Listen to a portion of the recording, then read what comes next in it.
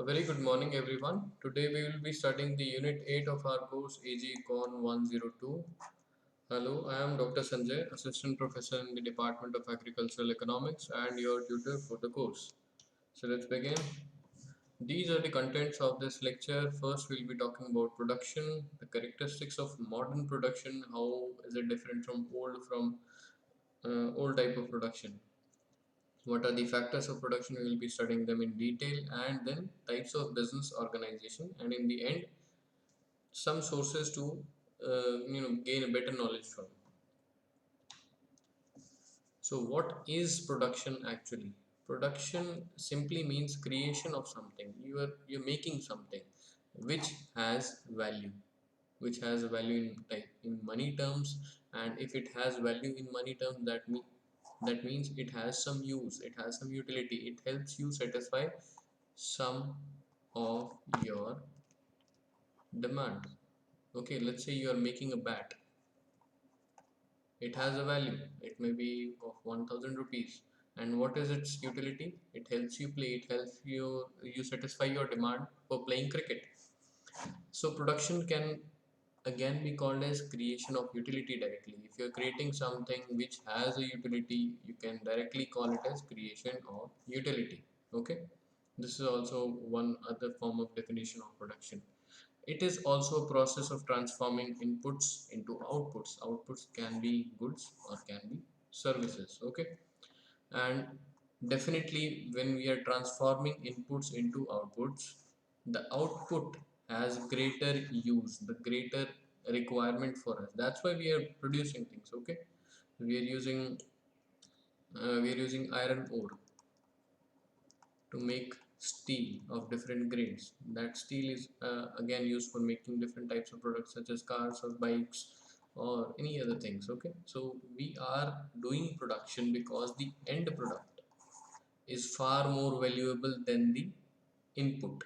Okay, that was the iron ore. What are the characteristics of modern production? Modern production, these days production is of large scale. What do you mean by large scale? That means the factories are very big, they produce a lot, they use a lot of machinery. It is of large scale because of high demand, and that is due to high income of people has increased, plus increased population. More people, more stuff is needed. Also there is a characteristic when the production when the size of factories becomes large, there comes in a phenomena called as economies of scale. That means as you increase the size of your facility or your factory, the cost per unit cost of whatever you are producing reduces. Why does it reduce? Let's say the per unit cost of production decreases because you are able to use the existing machinery to its full capacity. Okay, plus you can even buy, if your size of production is large, you can even buy top of the class machinery, new machines which are more efficient, which produces things at lower cost. When the number of employees of your company increases, they will settle down in a nearby area. Okay, so that going from work to home and home to work becomes easy for them. Then in that area development is going to happen. Certain banks will come up which will reduce the cost of whatever the banking job you were supposed to do. If the bank has come near to your factory, then certainly the cost of those transactions has reduced. All right, electricity facility, the prices of land. If you are increasing the size of your factory, you are going to need more land. You might be able to get land at a cheaper rate in the starting if you are going to buy it in bulk. All right, the second characteristic of modern production is there is a heavy use of machinery. You use a lot of machinery. Earlier there were people, they had some tools, they used to make stuff, but now without machines there isn't a factory that doesn't have machine these days. Large scale production is possible with capital intensive method. Capital intensive here I mean is we use a lot of money to buy a lot of big machines, Okay, then only this large scale production is possible. Earlier, one man, let's say, used to make 30 pairs of shoes per day. Okay, if you had to increase the production capacity to 300 pairs, you would need 10 men. All right, but now by using machinery, by using machines that we buy with a lot of money, you can make even 1000 pairs of shoes or 2000 pairs of shoes by using a very small space. So earlier, going up to 1000 or 2000 pair of shoes, you would be needing a lot of men. Now just one machine and maybe five men. Okay, so there is a lot of use of machinery, immense use of capital, money to buy machines, money to buy other things, money to pay wages, money to pay bills for certain things. All right, division of labor, that means the jobs in the factory are divided, and this is called as complex division of labor, when each task is assigned to one single person. Task 1, task 2. Okay, so one person is going to bring the, let's say we are working in a field and you are trying to harvest tomatoes, or you can say other crops, or can say carrots. All right, one person is going to one or two or three-person, they are going to dig this thing, dig carrots. Another one is going to carry to the washing station. Third one is going to operate the tractor. Fourth and fifth one might uh, you know they they might be again packing them in bags. So each task has been divided. Every single person has got their different task. Earlier, a shoemaker had to do everything from making the sole to making the upper portion, so to making the laces, everything.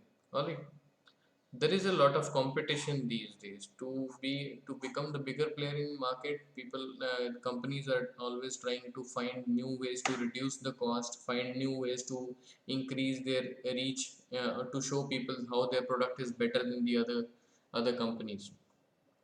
There has this is new type of organization that has emerged.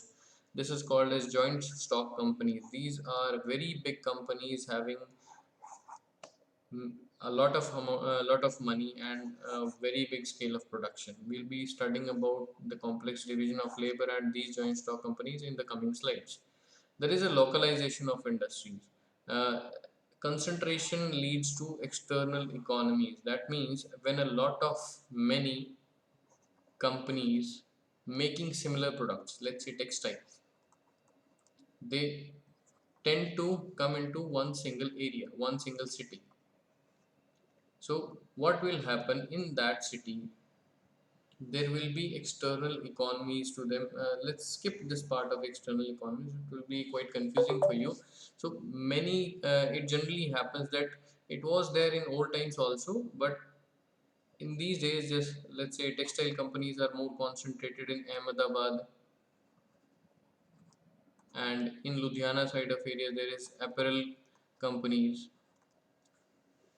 So these are the characteristics of modern production and some more to come.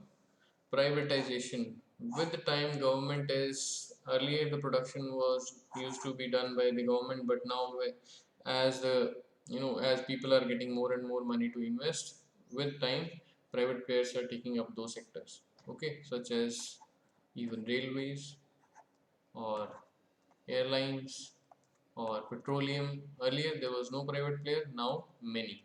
All right, banking, etc. Unemployment and underemployment. Due to intense use of machinery, many people, many labor are left out. They don't have more jobs because those factories need less people and more machines. So there comes to be a problem of unemployment or underemployment. Underemployment means the labor which is still employed, they get less work than their capacity. Price and product differentiation. Companies try to show consumers, although the difference in, let's say there are 10 companies making jeans, or you can say purses or agrochemicals, these things are inherently the same. They will try to show people how our product is better than the other companies by making slightly different designs, slightly different quality of material, to which the consumer, most of the consumers are unaware of what does it mean. Purses again, designs and a bit of quality difference, and definitely along with these differences comes price difference. Agricultural, the basic formulas are the same. Different companies will come up and try to lure customers by saying that our works better, but inherently the formula is same. There is a lot of advertisement again to lure the customers, to tell them our product is better than the others. How it is better? There are different reasons for, they'll be given different reasons which might be right or which may not be right. Okay. Speculation. Speculation means buying or selling by guessing the price movements. Let's say I am guessing that the prices of gold or mustard or cotton is going to increase in the coming 3 months. It may be due to that I have some information that is going to affect the prices of these commodities. So I will buy gold, mustard or cotton right now, and within 3 months I'll sell it just to make a profit. Just because of the information I have, I can buy stuff when it is cheaper and sell when it gets expensive according to my information. In modern production there is a risk because of high technology. Technology keeps on changing.